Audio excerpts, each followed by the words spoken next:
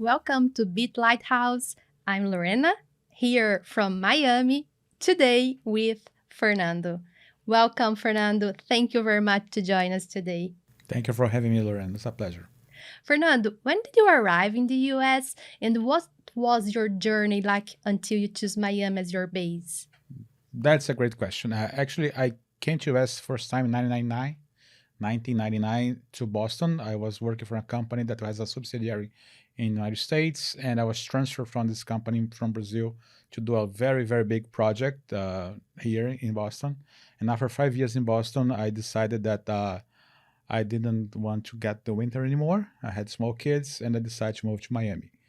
So I got to Miami. We are already doing something that was different at the time. We were bringing technology from Brazil to sell to the United States.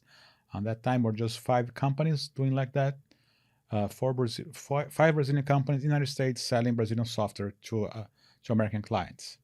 This was new. There was a market that was dominated by Indian companies. And then I decided, look, that I'm trying to do that. And the company that I was working for in Boston said, nah, we don't want to move to Miami. And decided I'll go by myself and I'll start doing on my own. That was a very hard decision to do. Start talking with companies from Brazil to the Software Association Brazil called Softex. And I'll start doing some understanding what was to sell software in the States. It was brand new. I can tell you today that I had no idea what I was doing. I was trying to find out the market niche, and it was very hard to do it. I work as a consultant to different companies, and we found out that there was several ways of doing it, and we are trying to commit the minimum mistakes they could do it. Doing we start doing a project called Brazil IT with the support of the Brazilian government. This project was to pay for companies from Brazil to come to events and to learn about the market. I was part of this. We created the initiative with the support of the Brazilian government, Apex and Softex. This project still exists today. Probably is the longest living project that the Brazilian government has to promote companies in the United States. So in the last 20 something years, I also been supporting that. So, in 2000, as I said, I moved to Miami to be closer to Brazil, to Latin America. It was, to Boston was a 20 hours flight, 27 hours flight. From Miami to São Paulo, Rio was an 8 hours flight, so it's easier to connect. Doing this, it's actually on that time people thought I was retiring. They told me, "What you're No doing? way. You're already retiring in Miami? Yeah, 40-something-year-old retirement? Not really." And it was very hard to do it. Took me at least 4 years to get something going. I started doing other odd jobs in technology, doing marketing management for different companies, doing international sales for different companies, but with the idea that we had to have some kind of point of contact, some kind of landing process for the companies to arrive here. Everyone was talking about Silicon Valley at that time, or Boston, New York. That was the usual destination for Brazilian companies, and Miami was blank in the market. And even when I was talking to companies in Brazil, oh, I'm in Miami, they said, nah, there are no clients there. What am I going to do there? And the secret sauce that in Miami at that time there was really very few clients for Brazilian technology, but it was a great starting point. Right, there's the launch platform for the American market from a different location was much harder for Brazilians and for Latin Americans in general, because people don't understand you, and there was lots of prejudice in technology on that time, and when you start doing it, when you start proving that there was a starting point that you don't need to do business in Miami, even if your company is in Miami, you can do business anywhere in the United States, different from other locations, different from Brazil, that you need to be in a specific city to do business there. In Miami, in the United States, you can be anywhere. I used to say that the location of the company is where the spouse of the CEO wants to live. Doesn't mean if it's a wife or husband, doesn't matter. That's making the family happy. That's it. You told me this once. I told you that, yes. By the way. So that, and with that, you can leverage your business anywhere. You just have communications, the logistics is done. You have airports all around. You have transportation. So it really doesn't matter. You just need to carve your niche market and work with that. Yes, it's true.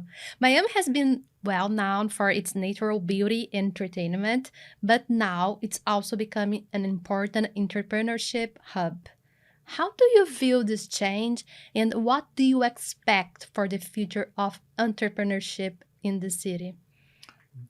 Also a great question, and that's the history of Miami is a little older than this. Miami was created 100 years ago to be entrepreneurial city, much as an investment city of funds that came from the north. So people from New York, Chicago came to Miami and invested in Miami in the real estate. So this is 100 years ago. In 1890s, the beginning of 1900s, Miami was created like such. So there was not much change in the last 100 years. But when you see that what changes was the society. When you have the amount of people that you have in Miami, for sure, there's demand for services. So in the 1900s and the early 1900s, when you have the luxury hotels that were created here, like the Breaks in Palm Beach or the Biltmore in Coral Gables, you have to have the support service for that. So there were maids, there were waiters, the stuff that came together, the construction workers that came together for a thriving city. So you move 100 years old later on. So now in 2023, and you have the same kind of investment. So you have constructions. It's not more a single hotel with 3 floors. It's a 60-floor building. It's a 50-floor operations. A shopping mall. With that, you need to also bring the additional services, the ancillary services for that. Ancillary service in 2023 includes technology. Yeah, thanks God. So it's not that. So if for a hospital to work today, you have to have at least 100 developers working for that. For a building to exist, you need to have technology for the building and hardware and software and taking care and services, everything. The new society needs to have technology. And of course, technology came also to Miami to support this thriving community. So Miami changed. In a way, it did not change. It's just an evolution of what it was before. What really changed is that, or maybe changes that the amount of money invested in the city, it was in the it's not VC funds, it's not the family offices. The Miami has always been, I call it a parking lot for money. People invest in real estate. It's a parking lot for money. Real estate is not something that you move every day. So what changes that the amount of money available for investments also increased, and the fund managers realized if I can make 3% in valuation of a real estate property, these guys from Apple made it 30. These guys from Google made it 15. Why am I not doing that? So they start to move to the bank. I remember 10 years ago going to events in the Silicon Valley. There were like excursions of fund managers from Miami, from Florida as well, to the Silicon Valley to check what are the opportunities that you have here. What changed is that they don't need to fly to California or New York anymore. The opportunities are now here. So there's a thriving startup community that's being funded by local investors. There are angel funds that was very rare 15 years ago. Now they exist. Got follower funders, Miami Angels, the kind of funds that were non-existent before. Now they have it here, and you see that there is a thriving community, and you see there's things are happening in Miami. I was seeing I agree. A McKinsey report about, and they said that something special is happening in Miami. Yes, it's true. McKinsey says that. Well, I am not to tell. Me Not too. to agree with that. CuboStart has been assisting in the internationalization of many companies, especially those from Latin America, right? Could you share more about it? And congratulations, first of all, because it has been supporting all of people here. So thank you. Yeah. You're welcome. See, we started the idea of CuboStart as we had no idea what we're doing, as I said before. We had our own company, and we had a company that we managed. So we have two companies sharing the same address. Then a friend of mine, no, can I use your address to create my company? Sure, let's have someone take care of the bookkeeping. Let's put it together. So we start opening one company, another, just to share an address. Then we had 8 companies in the same address. Look, I talked to my business partner. I think we have a business here. We had no idea what it was called. We named it a condominium of companies. So we just share space, share address, share the back office operations. That's the whole idea. So we start talking about that, and people, oh, can I open my company on your address? Can I open? And then one day you had 40 companies sharing the same address. So we started in 2006. In 2008, we have 8 companies. In 2012, we had like 40 companies. So it became a business. So I was talking to a professor at the University of Miami of entrepreneurship, and said, what do you do? I do a consulting business. And she said, you're not consulting business. You are an incubator. Wait, what? An incubator? Incubator is How for it chickens, works. right? It's not for companies. So no. It's a private incubator for companies. But I'm not in an university, not an academia. I'm a private. No. You fit the bill for a private incubator. Read this, read that. And I started reading about it, and I really had one version of what an incubator is to provide back office services, a BPO for companies. And most of the companies, in the 2 models, they can exchange it for equity or can have a fee for service.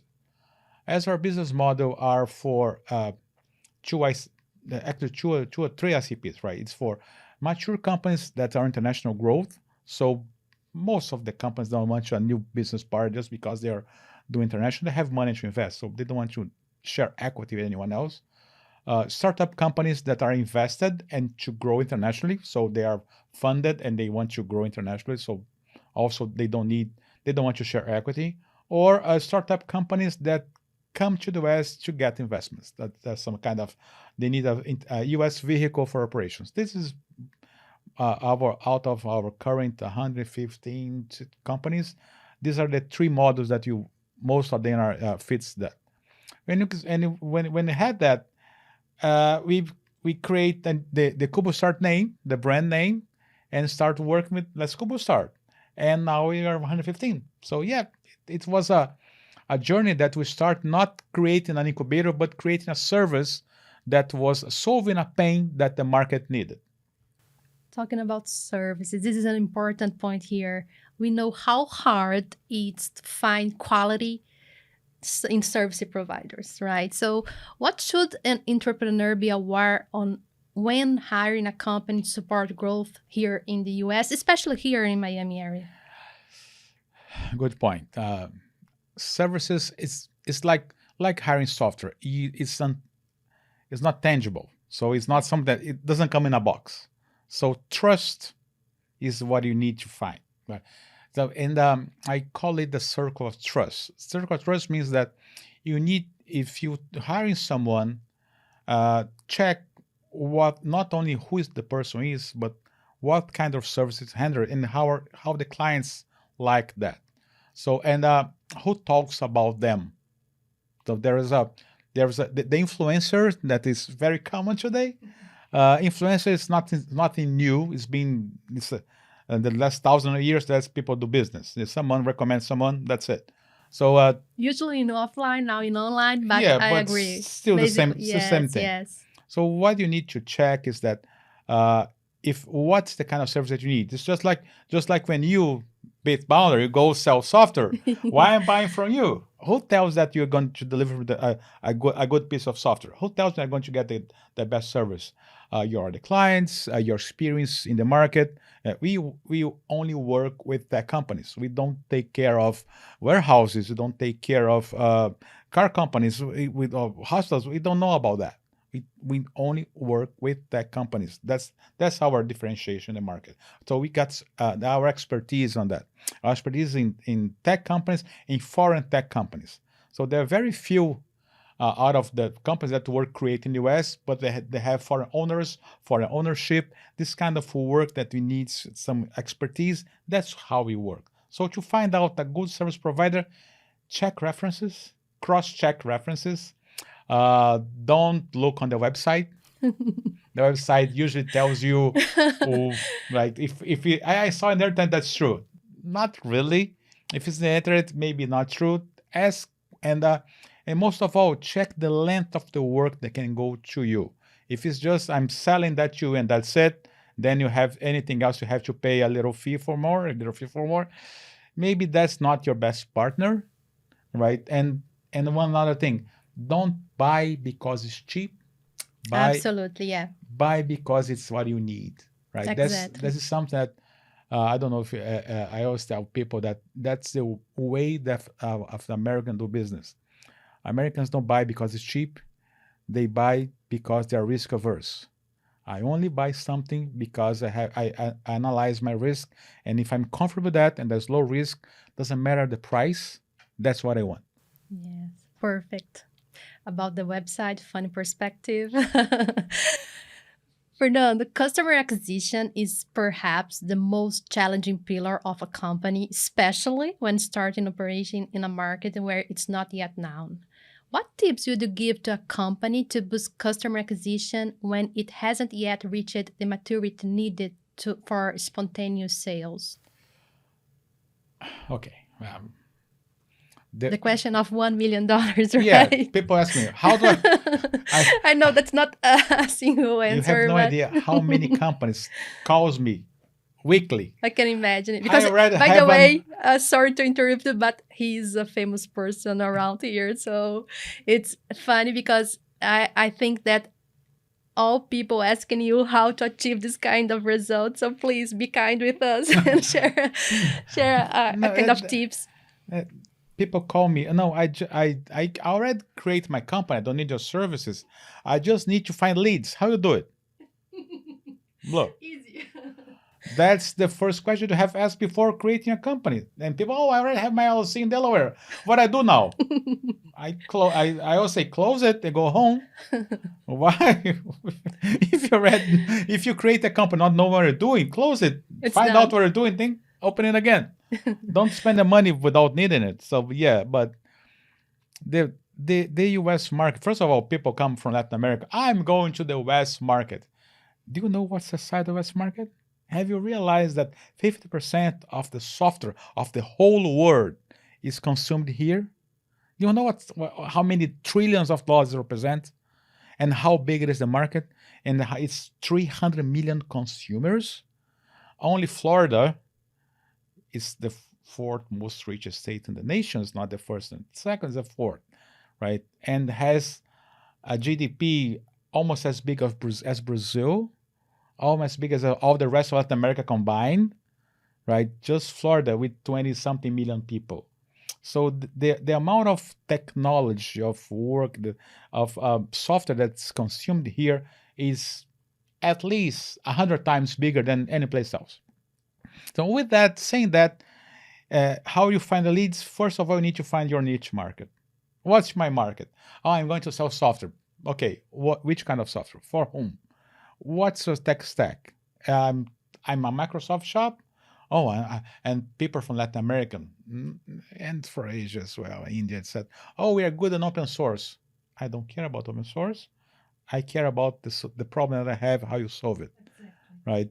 People say, oh, Microsoft's too expensive. Not in the US. Microsoft is business as usual. Everyone buys it. And Microsoft and Google and Amazon, we don't dabble about that. We are not checking that. I want the results. What's more important is that when you think about technology, you need to think technology is not the value per se, but what's against technology. When I add technology, I reduce what? I reduce people. People's expensive here. People's more expensive here than in Europe. Salaries are much higher here. So if I have to pay someone to do this job, gonna cost me $5,000, and you are charging me $500, and a software does the job, perfect. It's not because it's cheap, because it's cost effective and reduce my risk. If you can prove to me that this $500 piece of software can substitute this 5,000 person and with the same results, there's no risk for me, I will do it. But if it has risk for me, I'm not changing it. So how you carve your niche market, how you find sales, you need to understand what you're doing, to whom you're doing, and select the specific market to sell. Don't go after anyone that buys software is my client. This person doesn't exist. There's no anyone. There's a person on the other side that has a specific need on a specific market with a specific problem to be solved. And if you could choose one market, I'm choosing, let's see, I've talked to a company last week about insurance. I did a presentation for the Colombians, legal techs from Colombia. They want to bring legal tech from Colombia to the US. Can they do that? It's challenging because it's a different regulations, different laws. The United States is not one law. They have 50 states plus the federal, 50 different laws, different regulations, different ways that the attorneys work with the law. So it's complex. An attorney cannot work graduated in Florida with the bar in Florida cannot work in Louisiana. It's different. Yeah. Right. So you need to understand what's your market, right? And in healthcare, it's the same. In manufacturing, everything has a little different from the space you are. So the question, how do I find my client? How do I find my leads? The question is, first of all, what you're good on doing it? I'm good on solving problems for which segment, which market, which industry, which technology, what's my niche market. And if you know which one, then leads come automatically. Because you're going to understand the events that you're going, you understand what's the community that you're being part of, and you become part of these ecosystems. And coming back to the last question, how do I get known to the market? You need to be part of that community. I want to serve mid-market companies. Which mid-market companies? From which region, right? And one thing that is different from Latin America, you don't sell, a small company doesn't have a CIO. Sometimes a mid-sized company doesn't have a CIO. A small, mid-sized company has a need, and someone needs to fulfill this need. It's usually a MSP, a manufacturer service provider, that is going to provide everything that you need for each market. So if I'm a small shop, I have a POS, I'm an inventory system, and I have that's my tech stack. I don't have someone inside my company that knows how to do that, and I have a website. Someone's taking care of it. Someone's doing my digital marketing. Sometimes it's the owner of the shop that's doing everything on the weekends at night. That whatever makes it easier to do, he's going to use it. Right? I'm not talking to someone that's an expert in technology, so it needs to be easy to use.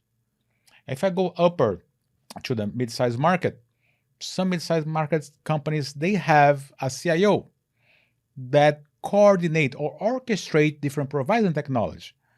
Do they buy software development? That depends. That depends on the style of the CIO, of the knowledge of the CIO, of the knowledge of the people that work there. The culture of the company, if they contract previously or not, exactly. Right? Culture is everything, right? I know CIOs that told me, Fernando, I like what you do, but I cannot buy it from you. I'm not going to start a project you because I like you. So I don't understand. Yes, because in the company I work, the owner let me start project and then he kills it. So I don't want to do that with you. So I'm not going to hire you because I know whatever you're going to propose me is going to work for a while. Then you're going to become pissed at me because the owner is going to kill the project. I don't want to do that with you. So I said, thank you for letting me know. Right? And what he told me is that the culture of the company doesn't come from the owner of the company, doesn't go through. Doesn't matter what it is. right? But he needs a CIO to manage whatever his ideas are. But that depends on the company culture, the way that you work with that. Um, Sometimes you just need to understand, how do I get leads? Well, what kind of leads you want to get? Usually the answer is any kind of leads, right? But you have to define your target, and it's not easy, right? That's the only wrong answer. Any doesn't exist. Yes, I agree. You give lectures around the world, offer insights on technology and innovation.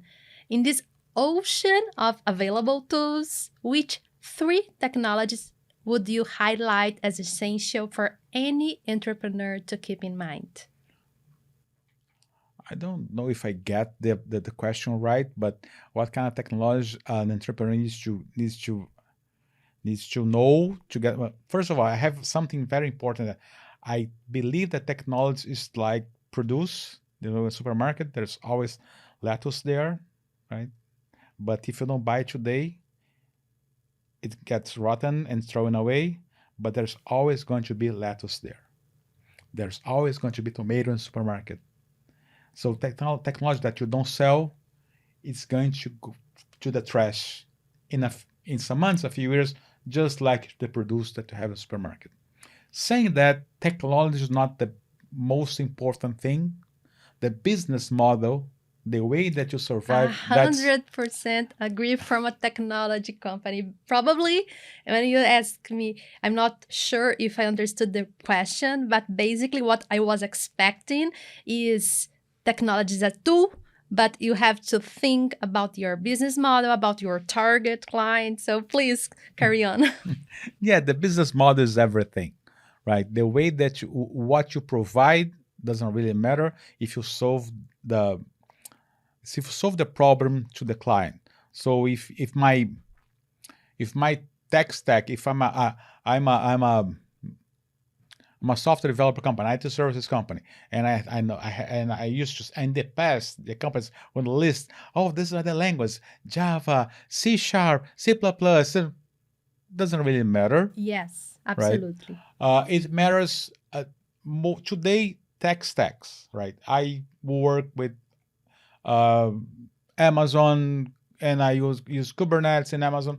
That's a tech stack, it's not a specific language. Whatever, how you going to write your code inside that? If you're going to write any code today, Do you know the me, first question that I use ask to my leads or my prospect before to start the first line of code? Actually, before to sign the agreement, how the software development will bring more profit to your company. And once that person think on it and answer me, we have to find the best tool in terms of technology, in terms of language frameworks to achieve this goal. So we have to understand what we want to achieve in terms of technology tools and use it to bring it to the table. So yes, make a lot of sense. and different markets has different technology requirements. There are traditional markets like say defense or car dealerships. They use old stuff because they're secure, like the financial market, banks, core banking, old stuff. Yeah.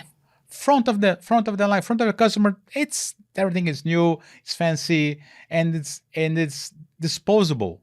I create a campaign for a client and a bank, and its life goes to 3 months, and that's it. Then I kill it, put another one.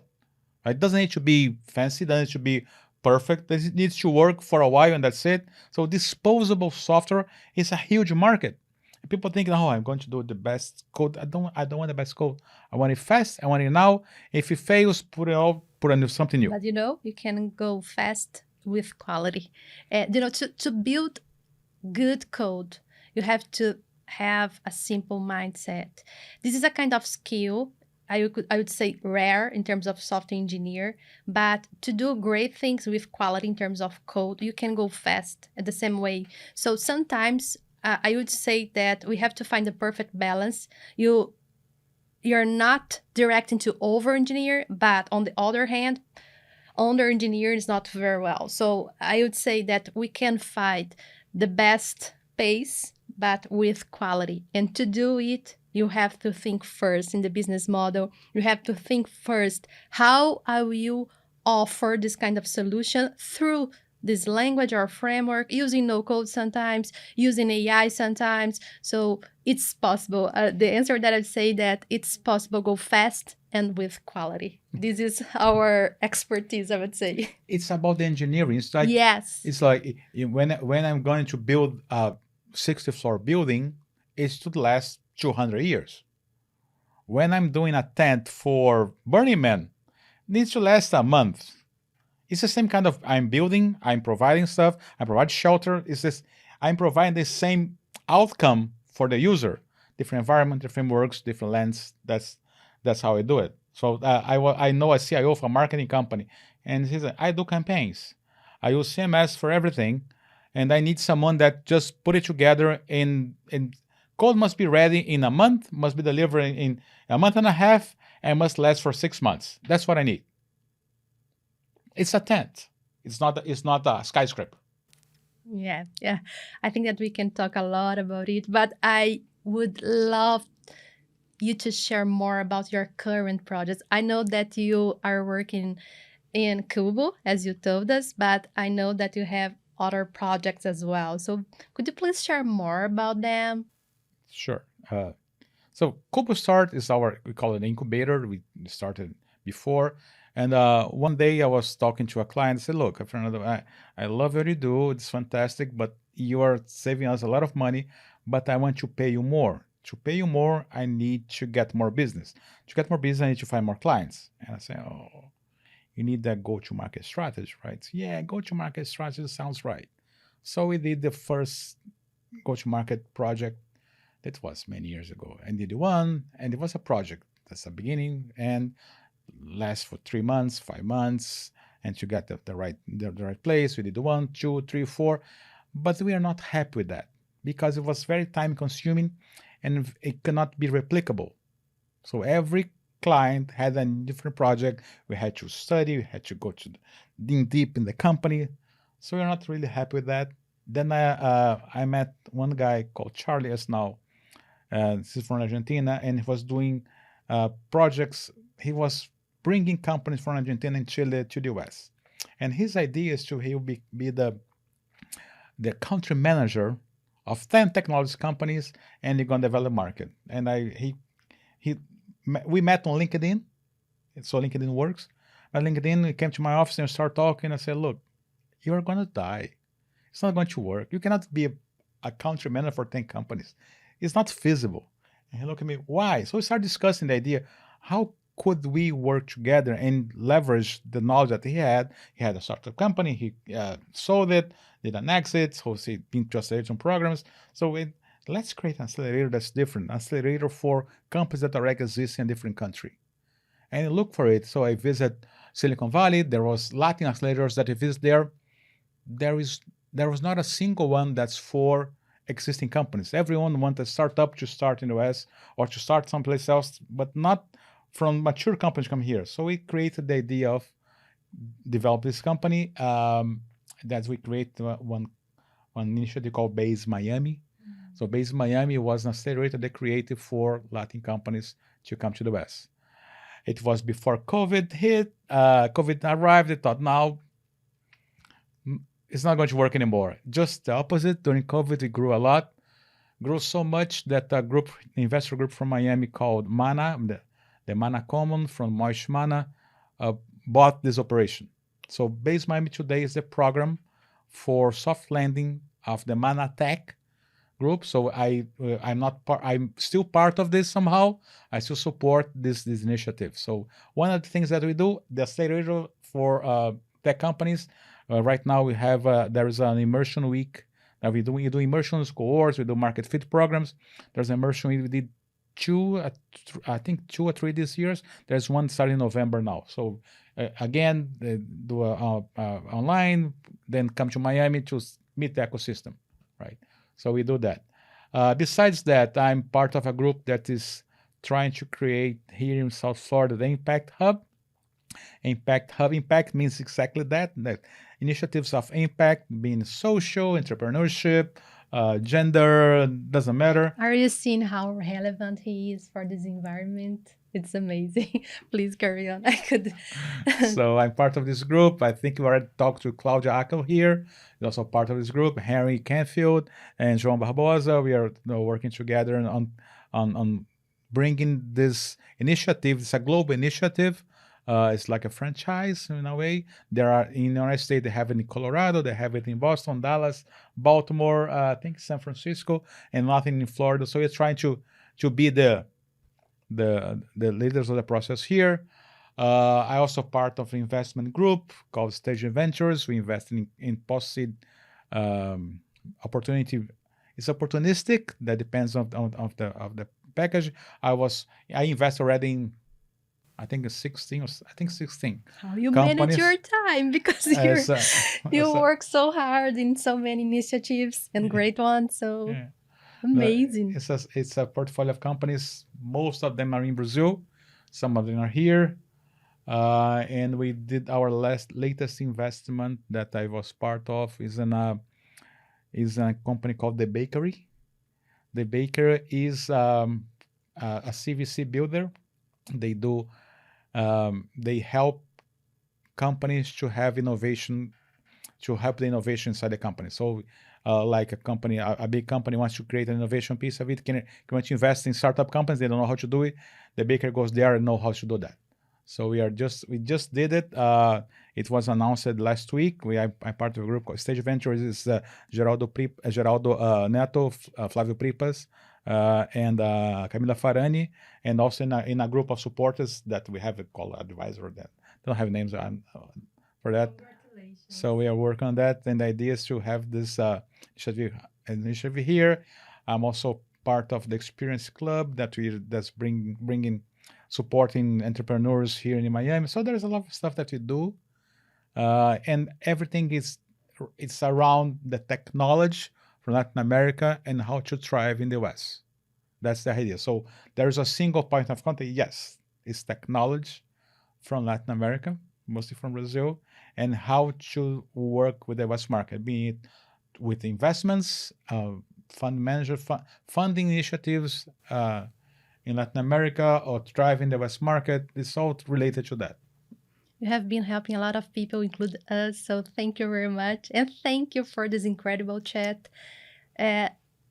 We are finishing our podcast today with Fernando. Thank you, Fernando, for being here with us today. Please, if you have a final message to share with them. I think my final is will be I listen every time people come to here say, "Oh, I'm going to Miami. I like to meet the ecosystem," and I just put my hand up. Nice to meet you. Ecosystem here. Ecosystem is the people. Talk to people.